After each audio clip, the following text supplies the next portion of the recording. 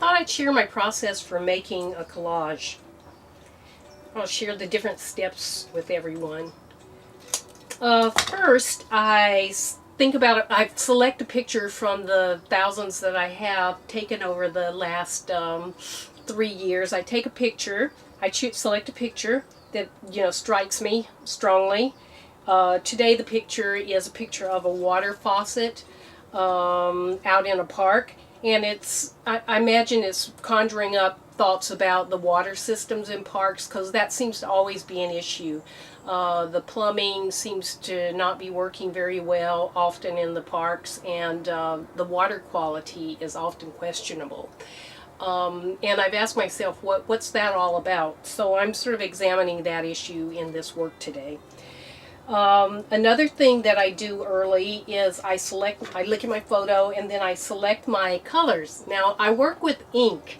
This is called acrylic ink, and so I choose the inks that I'm going to use, and today I'm going to use a deep green and a deep red, and for an accent I'm going to use sort of like a burnt orange, and I also use acrylic paint, so I've got some of that.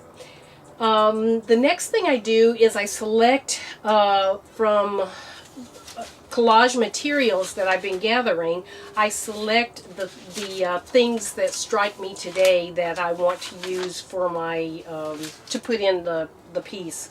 So I'm gonna start looking through that, but I also will decide on a design for the collage before I start actually painting. I'm not sure what I'm going to choose, but before I start painting I will look at that. That's after I've put together my collage pieces and sort of played with them on paper as a dry run, so to speak. So that's basically how I get started with the collage making. So when I start painting, I'll be back. Okay, I reached that point where I'm ready to start working with the colors, with the inks and with the paints. So, and I've decided on a grid kind of design for the collage, and so that's basically some horizontal and vertical lines placed where artistically on the paper. So I'll take my big brush. I think I'll take my large brush, and I will start to lay down some water, because that's what I'm going to put my colors in. That's what I'm going to put my inks in. And I'm just going to put it down sort of like with the line. I've put some paper saver on here so it won't get the paper wet. I've put a few lines of it. So I think I'm going to put my water, make the wet parts go along with those lines, be parallel to those lines, over those lines. So and I think I'd like to have it nice and wet, so I'm going to put it, make big swaths of wet areas to work with then.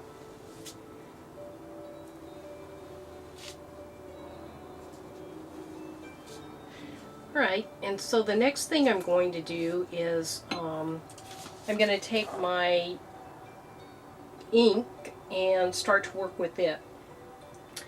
I have some really deep green, really deep green here, and that's going to be a dominant color in this painting. So I'm going to start placing that strategically. It is dominant, so I'm going to put quite a bit of it.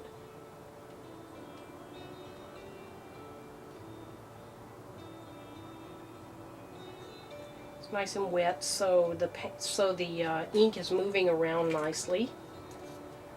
And I'm going. This is, of course, is forming the background, the background of the piece. So I'm just going to run it around a little, and get the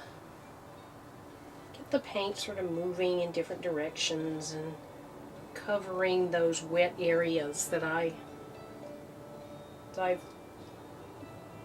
got saved there. Here's what it's looking like. If you can see, I'm just rolling it, rubbing it around, running around the wet, the watery painted areas.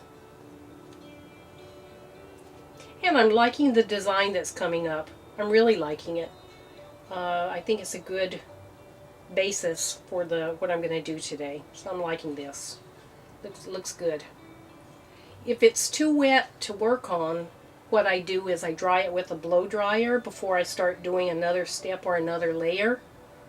But now I think I'm going to add some of that red in there and see how that works. See if that how that mixes in with everything. And it's another dominant color. Actually, I wanted to work in some of the India ink black with this because I want to darken the red a little bit. I want to make it a little deeper, darker. So I'm going to just take a little bit of that red, drop it on there, my palette, and I'm going to take a drop of black, and I'm going to just stir this up a little bit. And before I put it on the paper, I'm going to mix it outside of the, see, I've lost the red in that, so I'm going to put a little bit more red. That India ink black is really strong, so I'm putting a little bit more red. What I might do is end up putting the red in at the paper, and I think I'm going to put this on with a smaller brush, and I'm just going to get some of that, and I'm going to drip it in strategically. It's coming up, it's dropping out really dark, so it's black rather than red, although I do see some of the red coming through, so that's nice. But I was going to use the black anyway, so I think what I'll do is I'll get some of this mixture down, and then I'm going to put some of the pure red down, and then also some of the, maybe some of the pure black. I'm not sure yet, because this is pretty dark. Alright, so I'm liking that. And I think I'll put a little bit right here, streak there, and maybe I'll streak it from there. And I think I'll put a streak here. And maybe a horizontal streak. Maybe I'll put right here. Alright, so now I'm going to move this around a little bit just to get the paints flowing, get them moving, let them do the moving that they're going to be doing, the mixing that they're doing. Okay. And I'm going to now put some of the pure red in, so I can capture some of that. And I think I'm going to put this pure red in the dry areas and see what happens. Close to the dry areas. I've got some dry areas, and so I'm putting in a combination of wet and dry areas to see what happens.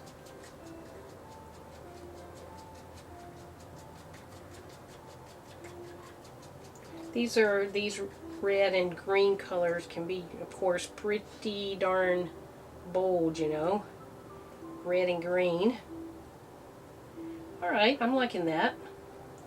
Alright, I think I'll now move that around a little bit and see what happens.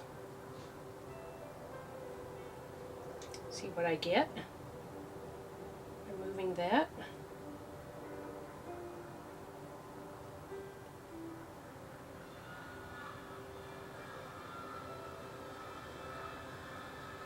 Okay, I'm liking that. See if we get some lines that might go north from doing this. Some of the grid pattern might be formed by letting it run straight. up and down the picture, the background.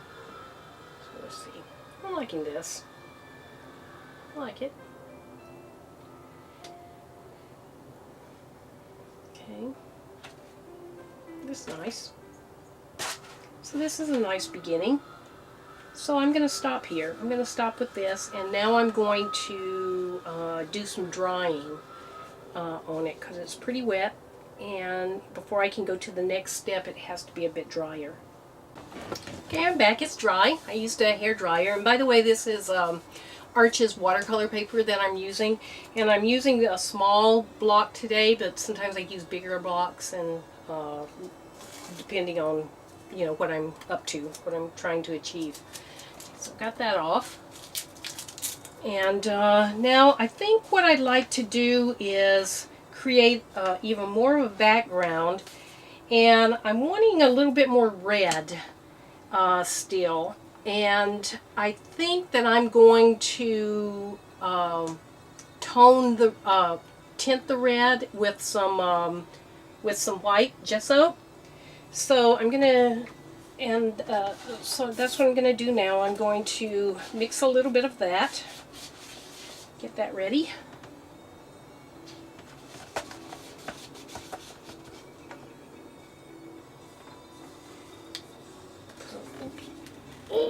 Gesso is a white acrylic paint, basically. So, gesso, gotta get a knife. Hold on. Alright, with gesso, I need a lot. It's a thicker, it's very thick white paint.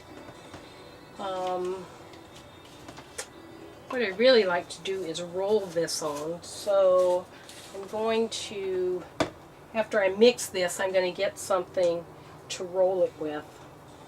But I'm going to mix it first. Put some red in that. See how that comes out. Oh yeah, that holds the red. Gets a bit pinky. It's nice. And it's definitely red.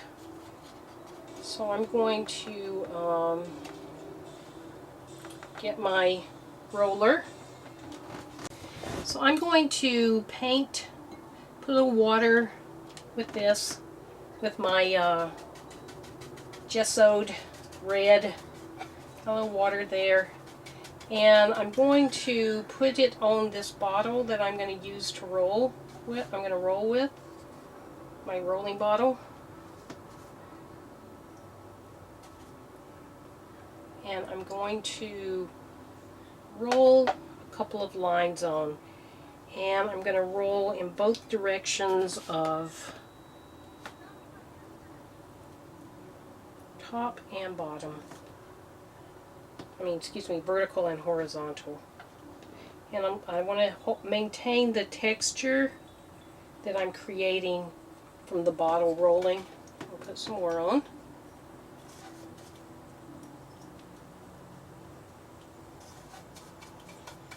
Normally, I wouldn't be talking to the camera, and I would be thinking about what is this piece about for me. I'd be letting myself reflect on the various things that have to do with this water issue that I was talking about earlier. And I would be just kind of going with the flow of that. But with this instructional, I'm finding that I'm not thinking about that in the same way. I think I'd like to have some lines, some vertical lines. So I'm going to just do this with my larger brush. Oh yes, I like that. I like that. Give it some little bit of a, I'm going to give that down that way. Actually, I think I'd like to have a little bit more transparency. So I'm going to wet it down a little bit more. Make it a little bit wetter. See if I can do that. And see if I can get a little bit of a wetter, more transparent in some areas. And maybe some more lines too.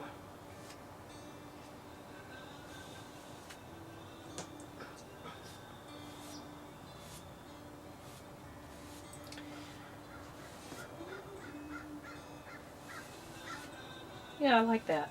Okay. I like that. Okay, so I'm going to dry this, and then I'm going to prepare for the next layer.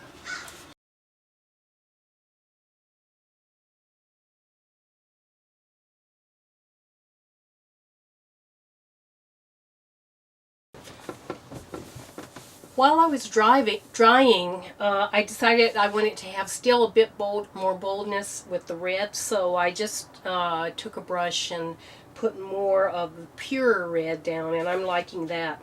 And now I want to use some of the orangey yellow, which is the accent color that I'm using in this. And I'm just going to take a bit of this and acrylic paint. Now I'm using the paint and not the